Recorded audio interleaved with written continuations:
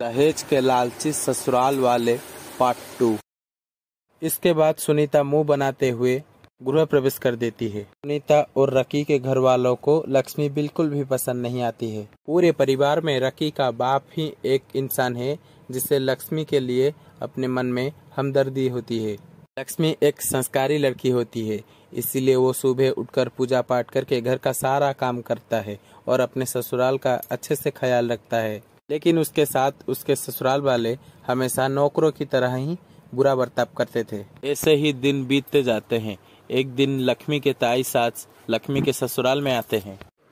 अरे भाभी, आप यहाँ अचानक? रॉकी की शादी में तो मैं आ ना सकी, इसलिए सोचा कि जाकर बेटा और बहू को आशीर्वाद दे दूं। हमारी नई बहू कहाँ है? उसे बुलाओ तो जरा। ठीक है भाभी, अभी बुलाती हूँ। लक्ष्मी बहू, बहू जल्दी से इधर आना।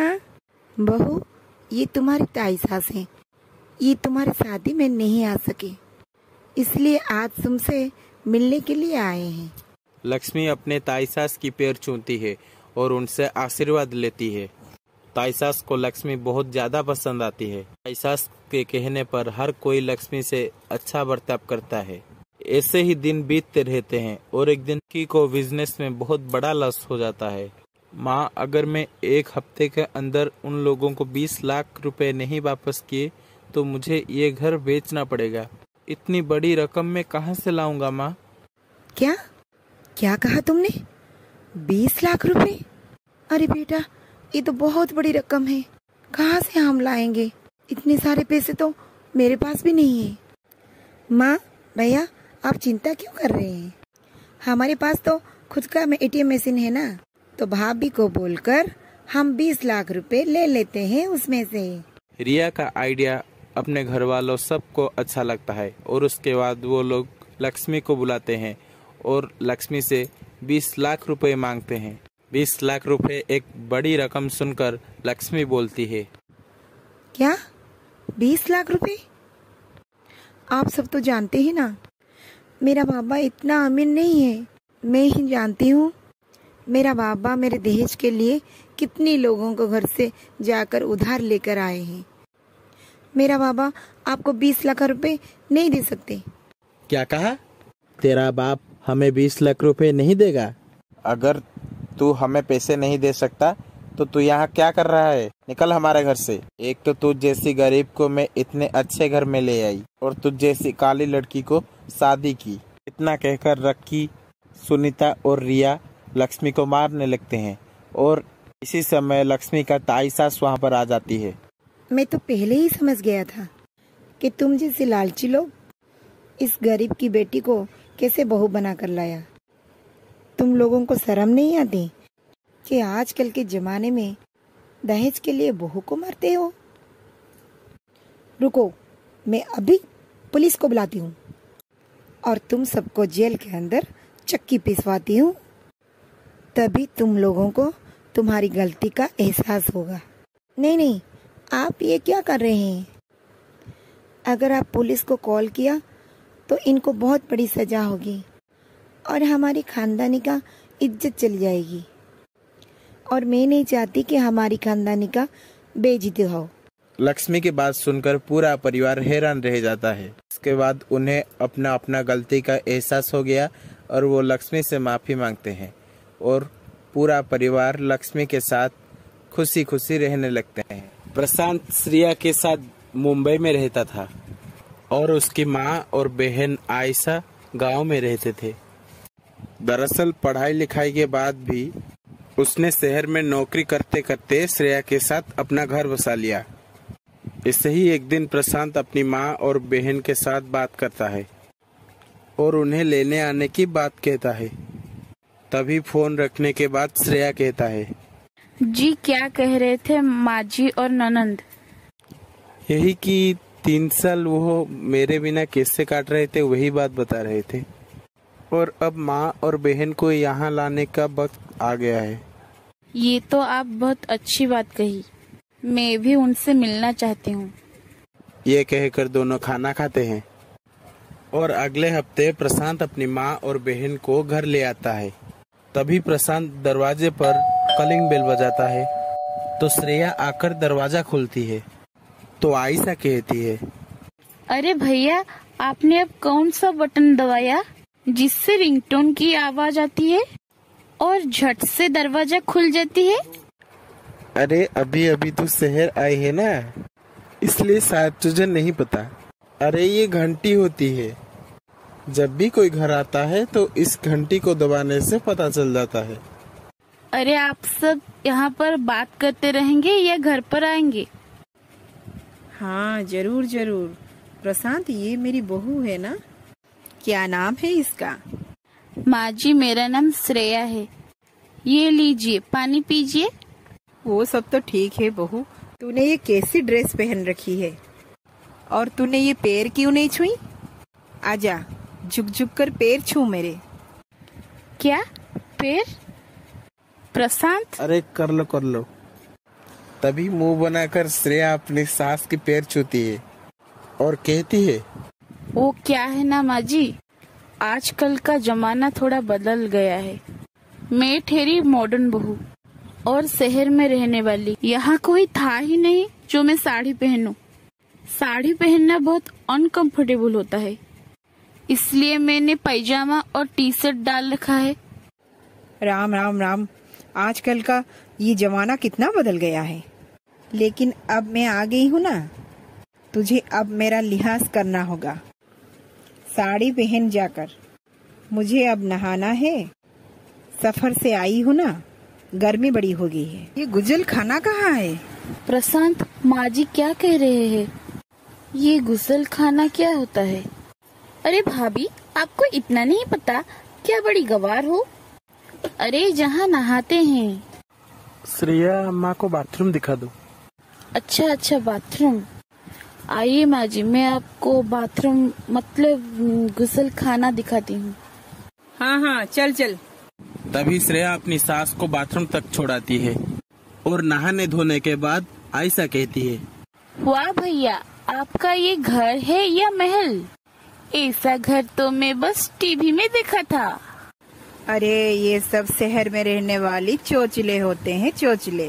कैसे कैसे डिजाइन लगा दिया और ऐसे ही फर्श बना दिया। अरे घर तो हमारे जमाने में थे, गांव के घर तो गोबर से लीपा पोते वाले। अरे छी माँ जी, क्या बोल रहे हैं? गोबर की बात कर रहे हैं? सो डिस्कस्टिंग। श्रेया, आई नो तुम्हें एडजस्ट करने में थोड़ा टाइम लगेगा, लेकिन कर लो। और वैसे भी माँ और आयशा अभी गांव से आए हैं, थोड़ा समय लगेगा उन्हें। ठीक है माँ जी, आइए, मैं आपके लिए शाही पनीर और नान बनाई हूँ। आइए खा लीजिए। सफर से थक गए होंगे आप दोनों। हाँ भाभी, लेकिन आप क्या हमको सर पर बिठाकर खाना खिलाओगे? अरे यहीं पर खाना ले आओ ना। नंद जी, शहर में खाना सोफा बिस्तर पर बैठकर नहीं खाया जाता। डाइनिंग टेबल सामने में है, वहाँ चलिए ना। ओहो चोचले, फिर से चलो। और ये कहकर सब लोग डाइनिंग टेबल पर बैठकर खाना खाते हैं और उसके बाद सविता कहती है, अरे बिल्कुल मजा ही नहीं आ रहा है। जो बात चटाई पर जमीन पर बैठकर खाने में है ना, वो इस टेबल पर कहाँ। तभी श्रेया कमरे में जाकर प्रशांत के ऊपर पिलो फेंक कर कहती है, तुम्हारे एडजस्टमेंट के चक्कर में देखना माँ जी यहाँ क्या करेंगे। क्या ये सब रोज होने वाला है? श्रेया, मैं जानता हूँ ये सब ऑकवर्ड लग रहा है। वो मेरी माँ और बहन है, कितने दिनों बाद ये लोग यहाँ आए हैं। अरे मैं तुम्हारा बीबी नहीं हूँ क्या?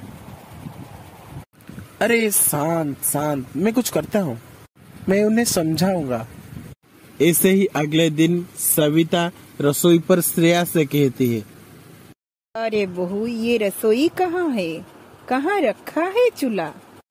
यहाँ तो मुझे बस बर्तन ही दिख रहा है। अरे माँ जी, ये किचन ही है, यहाँ चूल्हे की क्या जरूरत? अब आप गांव में थोड़ी हो। ये रहा स्टोव, इस पर खाना बनता है। ओहो, तो ठीक है, तुम खाना बनाओ, मुझे आदत ही नहीं है। तभी ननंद आकर कहती है, भाभी कपड़े गंदे हो गए हैं, थापी कहाँ है जिससे कपड़े साफ करूं? आयशा मेरे साथ चलो, आओ। और उसके बाद सास और ननंद श्रेया के पीछे आते हैं। तभी श्रेया कहती है, आयशा ये देख रही हो, इसे वॉशिंग मशीन कहते हैं। इसमें कुछ भी डालो ये सब साफ कर देगा। तो तुम इसमें अपने कपड़े डाल दो, ये खुद साफ होकर आ जाएंगे। हाँ सच भाभी, ये तो बहुत अच्छी चीज है। अरे मोरी मैया, ये तो बड़ी गजब मशीन है। ओहो, क्या गवार सास और ननंद मिली है मुझे। मैं इनका कुछ नहीं कर सकता, कितना परेशान करते हैं मुझे। आयशा वॉशिंग मशीन में कपड़े डाल दो अब। हाँ ठीक है भाभी। इसी तरह कुछ दिन गुजर जाते हैं और गवार नंद और सास घर के सारे काम में कुछ न कुछ बिगाड़ देते थे और मॉडर्न बहू उनसे बहुत परेशान थी। एक ही दिन श्रेया घर की साफ सफाई कर रही होती है। आयशा कहती है, अरे भाभी थोड़ी पागल है क्या? क्यों इतना मेहनत करके साफ सफाई कर रहे हैं? अरे घर की सारी चीज यानी कि भैया का लैपटॉप, जूते और फोटो फ्रेम अगर वॉशिंग मशीन में डाल देंगे वो अपने आप ही सफाई हो जाएगी। श्रेया का सारा नजर घर के काम पर था। इसी समय में आयशा सारी चीज वॉशिंग मशीन में डाल देती है। इसके बाद वॉशिंग मशीन इतनी जोर से घटपट करती है तो वॉशिंग मशीन में थोड़ा शॉर्ट सर्किट हो जाती है और आयशा अपने भाभी के पास जाकर डर के मारे कहने लगती है, भाभी ये आप क्या झूठ बोलती हैं? देखिए ना, दिवाली के पटाखे जैसे ये वॉशिंग मशीन में कुछ बजा। क्या तुमने अब ऐसा क्या कर दिया? मेरे 50,000 की नई वॉशिंग मशीन थी। ये कहकर श्रेया भागती हुई वॉशिंग मशीन के पास जाती है और अपने सर पर हाथ रखकर कहती है, हे भगवान, ये गवार ननंद ने मेरी 50,000 के नई वॉशिंग मशीन को खराब कर दी और इसमें उनका 1 लाख का लैपटॉप और 50,000 के जूते और मेरी शादी का फोटो एक ही बार में 1.5 लाख का नुकसान कर दिया। हाय रे मेरी फूटी किस्मत। आयशा तुम्हें जरा भी तमीज नहीं है क्या? अगर तुम्हें कुछ नहीं पता तुम ऐसे काम ही करती क्यों हो? ये लैपटॉप, जूते वॉशिंग मशीन में साफ करने के लिए होते हैं क्या? भाभी आपने ही तो बोला था वॉशिंग मशीन में कुछ भी डालो तो वो सब साफ कर देगा। गवार कहीं के, मेरा मतलब था किसी भी तरह के कपड़े साफ हो जाएंगे। क्यों मेरी बेटी पर चिल्ला रही है? 1.5 लाख का नुकसान किया है तो चिल्लाऊंगी। मैं अभी प्रशांत को बताती हूँ। तभी श्रेया कॉल करके प्रशांत को सारी बात बता देती है। फौरन ही प्रशांत उसके सामने आता है और श्रेया चिल्लाकर प्रशांत के साथ बात करती है, अरे मानता हूँ इस बार तुम्हारी कोई गलती नहीं, लेकिन तुम्हें प्यार से इन लोगों को समझाना चाहिए ना। माँ, यहाँ गांव जैसा कुछ भी नहीं है। शहर में सारी की सारी काम को सुविधा में करने का तरीका होता है और आपको भी ये सब सीखना पड़ेगा। अगर आप और आयशा को कुछ भी नहीं समझ आए तो श्रेया से पूछ लेना चाहिए। इलेक्ट्रॉनिक के सामान मशीन में नहीं साफ किए जाते। भैया, भाभी, मुझे माफ कर दीजिए। मुझे सच में नहीं पता था। मेरी वजह से बहुत सारे पैसे का नुकसान हो गया। अरे बहू, मुझे माफ कर दे। मेरी बात तुझे अच्छी नहीं लगी ना? कुछ नहीं माँ जी, थोड़ी गलती मेरी भी है, मुझे माफ कर दीजिए। और इसके बाद मॉडर्न बहू गवार ननंद और सास को सारी मॉडर्न तरीके बता देती है और सास बहू ननंद खुशी खुशी रहने लगते हैं।